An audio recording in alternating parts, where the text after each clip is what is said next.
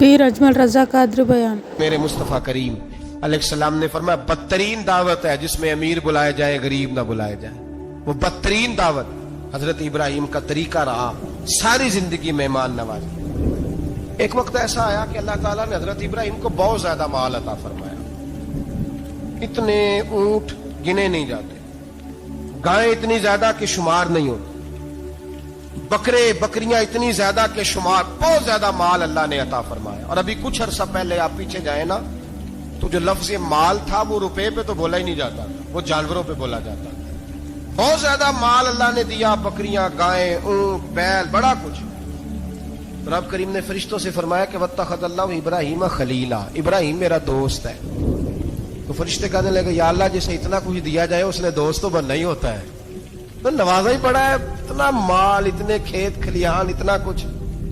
अल्लाह करीम ने फरमाया जाओ आजमाइश कर लो, इम्तिहान ले लो। फरिश्ता इम्तिहान लेने पहुंच गया। हजरत इब्राहिम के जानवर चर रहे हैं चरागाह में, हजरत इब्राहिम भी हैं गुलाम भी हैं, बहुत बड़ा रेवड़ है।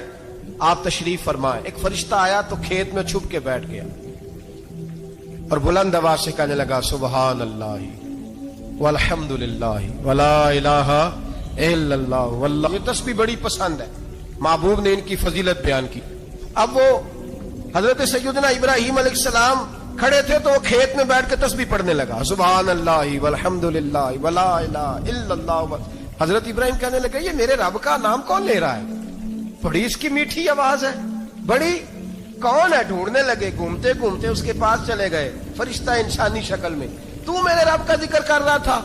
उसने कहा मैं ही कर रहा था। फरमाने लगे यार एक दफा फिर नहीं करता?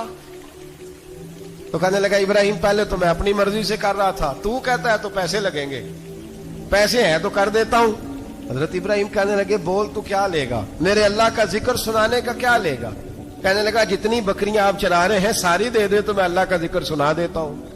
आपने फरमाया बस जा तेरी सारी हुई, मेरे रब का जिक्र सुना। और फिर शुरू हो गया सुबहान अल्लाह अल्हम्दुलिल्लाह वला इलाहा इल्लल्लाह वल्लाहु अकबर। हजरत इब्राहिम अलैहिस्सलाम कैफ में यार फिर जरा सुना, ना इल्मा विच फसा सानू, तू यार दी गल सुना सानू, जरा दोबारा सुना। मैं फिर सुनाया, एक दफा फिर कहा। फरिश्ता कहने लगा बस जी आपके पैसे पूरे हो गए। हजरत इब्राहिम कहने लगे चल एक दफा और सुना। कहने लगा पैसे लगेंगे, तो क्या लेगा? कहने लगा गाय भैंसे सारी मेरी। फरमाया बस यार इतनी कीमत, तू सुना सही, सारा कुछ ही तेरा। फिर शुरू हो गया सुभान अल्लाह वल्हम्दुलिल्लाह वला इलाहा इल्लल्लाह वल्लाहु अकबर। गायें दे दी, भैंसे दे दी, वो जिक्र सुनाता। हजरत इब्राहिम कभी मचलते हैं, कभी रोते हैं, कभी आहें भरते हैं, तू मेरे रब का नाम ले रहा है, जरा फिर से ले। कैफ जारी है। कहने लगा बस भाई। हजरत इब्राहिम फरमाने लगे तू और ले ले जो लेना है, मुझे जिक्र सुना। उसने कहा इब्राहिम बकरियां मैं ले चुका, गाय भैंसे मैं ले चुका, ऊंट रह गए, सारे ले लूंगा फिर जिक्र सुनाऊंगा। फरमाया जा तेरा हुआ तू जिक्र सुनाता रहे, मैं देता हूं। दे दिया, कुछ देर जिक्र किया तो अब खामोश हो गया। हजरत इब्राहिम खलीलुल्लाह अलैहिस्सलाम फरमाने लगे जिक्र सुना। कहने लगा इब्राहिम अब तेरे पास देने को क्या है, हर चीज तो मैं ले चुका। आप फरमाने लगे ये गाय भैंसे बकरियां चराने के लिए तुझे कोई नौकर मुलाजम भी तो चाहिए ना, तू इस तरह कर मुझे रख ले, मैं रोटी नहीं मांगूंगा, खाना नहीं मांगूंगा, तो अल्लाह का जिक्र सुनाता रहना, मैं तेरे जानवरों की नौकरी करता रहूंगा। हजरत इब्राहिम अलैहिस्सलाम ने जब ये कहा ना, फरिश्ते की आंखों में आंसू आ गए। तरदामनी पे शेख हमारी ना जाइए, हम दामन निचोड़ दें तो फरिश्ते वुजू करें। फरिश्ता रो पड़ा और कहने लगा इब्राहिम मुझे सीने से लगाओ, आप वाकई इस काबिल है कि अल्लाह आपको अपना दोस्त बनाए, वाकई इस काबिल है कि रब आपको अपना। हजरत इब्राहिम अलैहिस्सलाम का खुदा से मोहब्बत करने का निराला अंदाज। और मेरे भाई यही मोहब्बत उन्हें मेरे मुस्तफा से भी थी। एक नबी घर बना रहा है, दूसरा बनवा रहा है। हजरत इस्माइल अलैहिस्सलाम पत्थर उठा उठा के ला रहे हैं, जनाब इब्राहिम बना रहे हैं।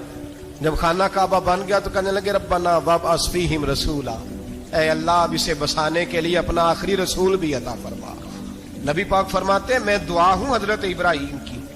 पर हजरत इब्राहिम से रब करीम ने फरमाया चल इब्राहिम कोई चीज दे, तो कहा या अल्लाह तीनों ही तेरे नाम पे कुर्बान करता हूं, तेरी हुई सारी, हर शय तेरी। حضرت ابراہیم نے دین کے لیے، آپ شہر بابل کے قریب پیدا ہوئے تھے، وہاں سے مصر آئے، مصر سے فلسطین آئے، اور فلسطین سے آ کر کے کعبہ آباد فرمایا۔ زندگی سفروں میں گزری، سفر ایک تکلیف والی چیز ہے، پر حضرت ابراہیم نے وطن چھوڑ دیا، گھر چھوڑ دیا۔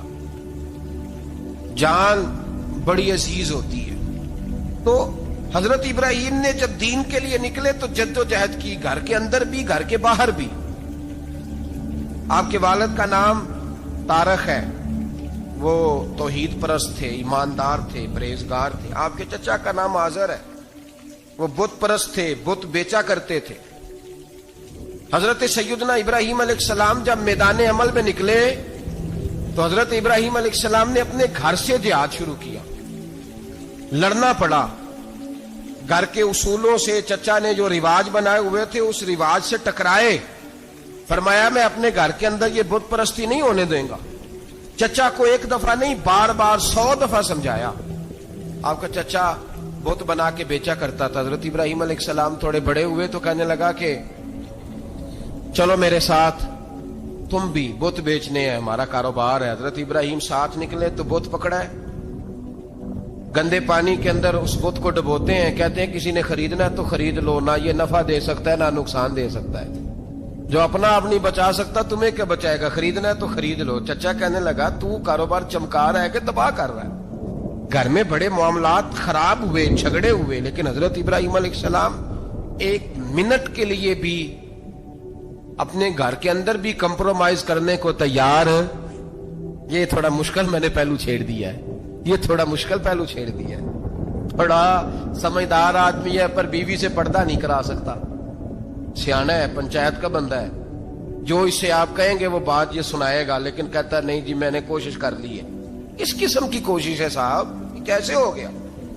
حضرت ابراہیم علیہ السلام نے گھر کے اندر سے فرمایا نہیں کرنے دوں گا، گھر کے اندر بھی ٹکرائے، فرمایا تم جو بھی ہو، پاش پاش کیا چچا کے اصولوں کو، اور باہر جب نکلے تو صرف علاقے کے چیئرمین سے نہیں ٹکرائے، ایم پی ایم این اے وزیر مشیر سے نہیں ٹکرائے، سپر پاور نمرود دنیا کا واحد حکمران تھا اس وقت، دوسرا کوئی حکمران ہی نہیں تھا،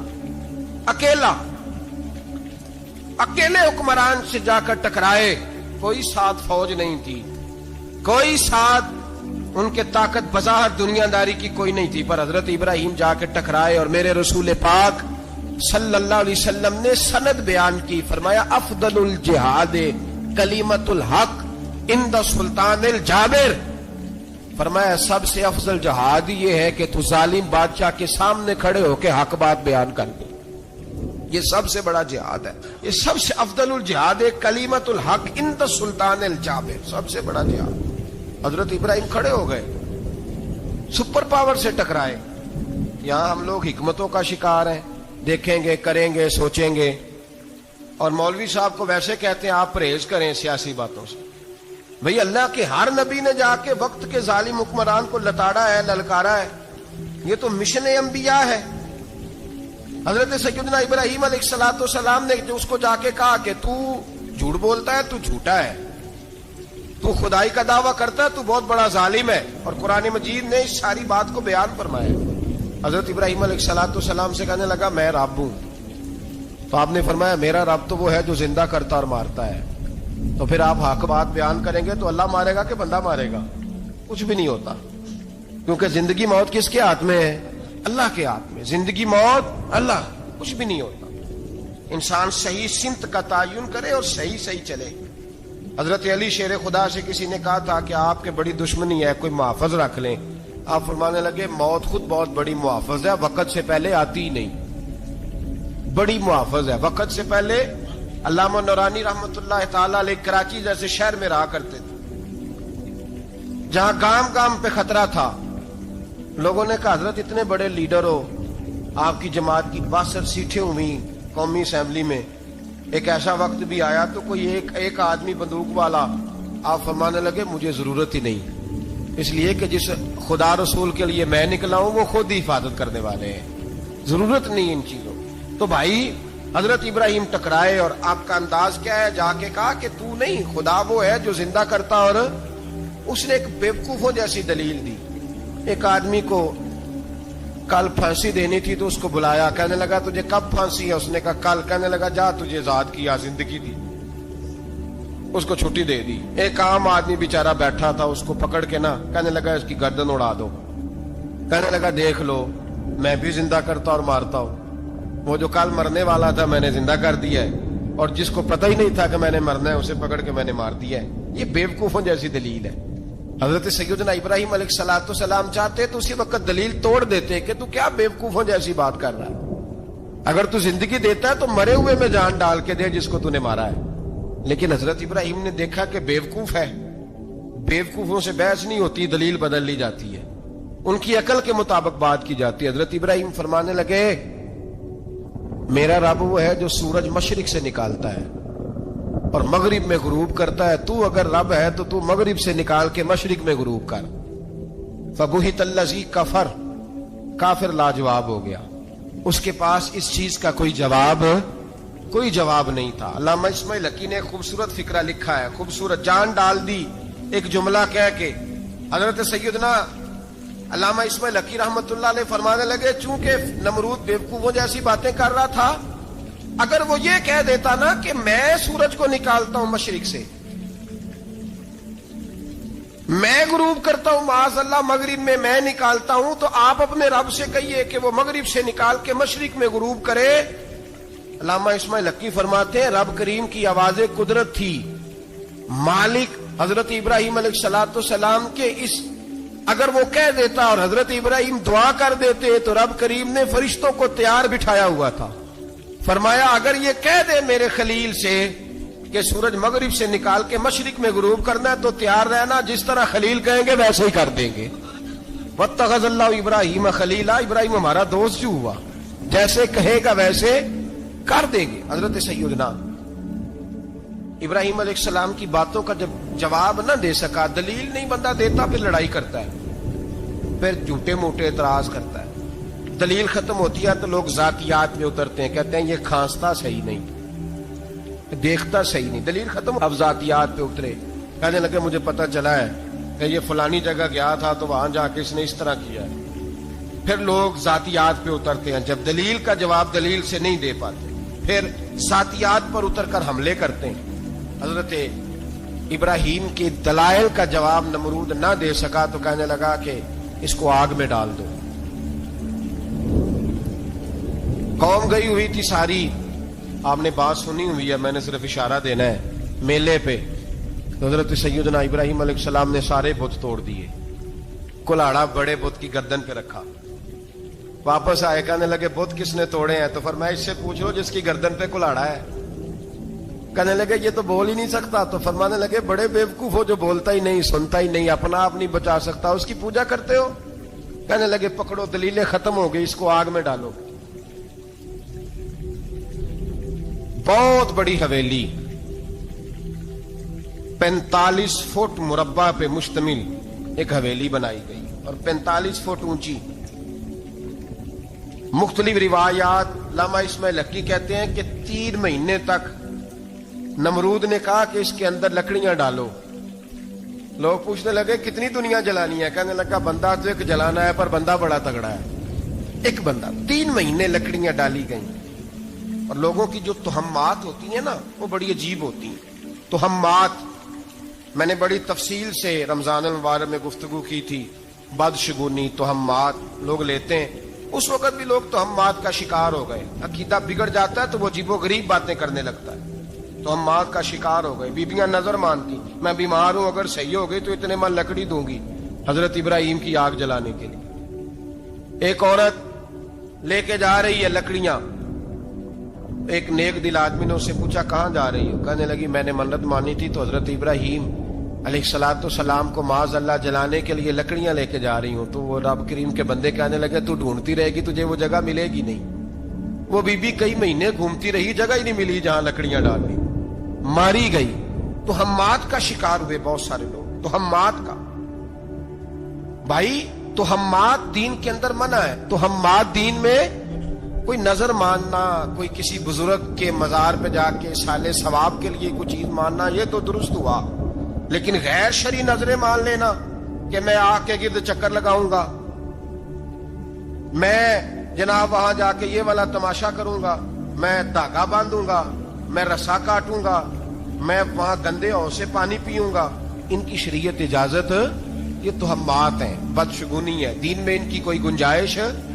آپ نظر ماننے سے پہلے بھی کسی عالم سے رابطہ کریں کہ میں منت مانگنے لگا ہوں تو کیسے ماننی چاہیے کا طریقہ پوچھیں، ایسے ہی غلط چیز کی منت تھوڑی مان لی جائے گی۔ بہرحال آمدام برسر مطلب حضرت ابراہیم کے لیے آگ جلائی گئی، 45 فٹ اونچی آگ ہے، پرندہ بھی اوپر سے گزرتا ہے تو نیچے گر جاتا ہے جل کے، اتنے دن لگا کے آگ جلائی گئی۔ اب حضرت ابراہیم کو جلایا جانے لگا ہے۔ یہاں تو موجیں ہیں نا، جو کسی ادارے کا سربراہ ہے اس کے لیے موج ہے، کسی جگہ آفیسر بن گیا تو موج ہے، پیر صاحب کے لیے موج ہے، علامہ صاحب کے لیے موج ہے، خطیب صاحب کے لیے موج ہے۔ جلنا کس کو پڑتا ہے؟ وہ علی کوئی نہیں رہا اللہ ماشاءاللہ، وہ لوگ گزر گئے جو تکلیفیں سہ کے کام کرتے تھے، گزر گیا زمانہ۔ حضرت سیدنا ابراہیم علیہ السلام کو جلایا جانے لگا ہے تو اب اتنی بڑی آگ ہے تو ڈالے کیسے؟ شیطان نے تجویز دی کہ منجنیق بناؤ، منجنیق، بڑے بڑے بانس باندھ کے ان کے نیچے رسا باندھو۔ وہ جس طرح جھولنے کے لیے جھولا بنایا جاتا ہے، اس طرح ایک منجنیق پرانے زمانے میں اس میں پتھر رکھ کے پھینکے جاتے تھے دشمنوں پہ، وہ منجنیق بنائی گئی کہ دور سے حضرت ابراہیم کو پھینکیں گے۔ ہاتھ حضرت ابراہیم کے باندھ دیے، پاؤں مبارک باندھ دیے، پوری زمین پہ ایک نام لینے والا خدا کا، اور اس کو آج رسیوں میں جکڑا ہوا ہے۔ جب پھینکا جانے لگا نا آگ میں تو حوریں رونے لگی، فرشتے تڑپنے لگے، اے اللہ یہ کیا ہونے لگا ہے؟ ایک تیرا خلیل اور وہ بھی آگ میں۔ فرمایا جاؤ جا کے اس سے کہو اگر تمہاری مدد لیتا ہے تو اسے بچاؤ۔ ہوا کا فرشتہ آیا، کہا ابراہیم اگر تو کہے، او بھائی ان چیزوں کو کہانی سمجھ کے نہ سنا کریں، یہ داستان نہیں، یہ وہ طریقے ہیں جو ہمارے رسول نے ہمیں اپنانے کا حکم ارشاد فرمایا ہے، جو عقیدے، یہ وہ نظریات ہیں جو ہمیں اوڑھنے کو کہا گیا، اپنے رب کریم کی رضا پہ راضی رہنے کے یہ وہ خوبصورت مواقع ہیں صوفیاء نے جن کو بنا کر سمجھا کر ہم تک پہنچایا ہے۔ یہ ہے اہل طریقت کی باتیں، وہ کہتے ہیں یار جس حال میں رکھے راضی رہنا ہے۔ حضرت ابراہیم علیہ السلام کو پھینکا جا رہا ہے، فرشتہ آیا، اے اللہ کے خلیل اگر حکم دو تو اتنی ہوا چلاؤں کہ نمرودی جل جائے سارے، آگ ان پہ پھینک دی جائے۔ آپ نے فرمایا تو جا، تجھ سے مجھے کوئی کام نہیں۔ تھوڑی دیر کے بعد پانی کا فرشتہ آیا، کہا حضور اتنی بارش برساؤں گا کہ آگ بجھ جائے گی۔ فرمایا تو جا، تجھ سے کوئی کام نہیں۔ اب جب منجنیق میں رکھ دیے گئے، آگ میں جانے کا لمحہ ہے، تیاری ہے، حضرت جبریل امین حاضر خدمت ہوئے، کہا ابراہیم کوئی حاجت؟ فرمایا تجھ سے کوئی نہیں۔ کہا چلو مجھ سے نہیں تو رب کریم سے ہی بات کر لو، مجھے پتا ہے میں چھوٹا ہوں، آپ مجھ سے مدد کیوں لوگے، رب کریم سے ہی بات کر لیں۔